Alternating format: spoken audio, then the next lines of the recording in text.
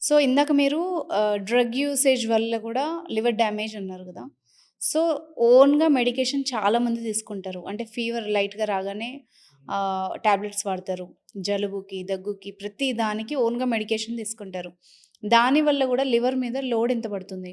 అది ఎట్లా ఉంటుందంటే అందరికీ అవ్వదు. Hmm. So, like there are millions of people, చాలా మంది లక్షల్లో మందిలో వాళ్ళ ఓన్ మెడిసిన్స్ తీసుకుంటారు. హ్మ్. కానీ అందరికీ ప్రాబ్లమ్ అవ్వదు. ఓకే. కానీ కొంతమందికి మరీ సీరియస్ అయ్యే వాళ్ళు కూడా ఉంటారనమాట.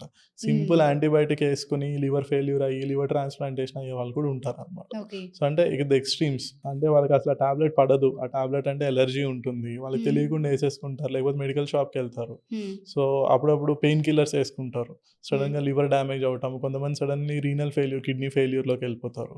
ఓకే. సో, ఈ ఓవర్ ద కౌంటర్ డ్రగ్స్ అంటే ఓటీసీ డ్రగ్స్ అంటారు. ఓవర్ ద కౌంటర్ అంటే మీరు డైరెక్ట్‌గా ఎళ్లి మెడికల్ షాప్‌లో అడిగితే ఇచ్చేయగలిగిన డ్రగ్స్. హ్మ్. అట్లాంటి ఇండియాలో ఏంటంటే చాలా ఎక్కువ మందులు మనకు ఓటీసీలో దొరుకుతాయి.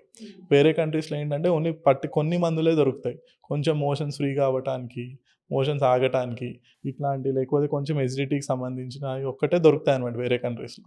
మనకేంటంటే చాలా మెడిసిన్స్ ఓవర్ ద కౌంటర్ దొరుకుతాయి.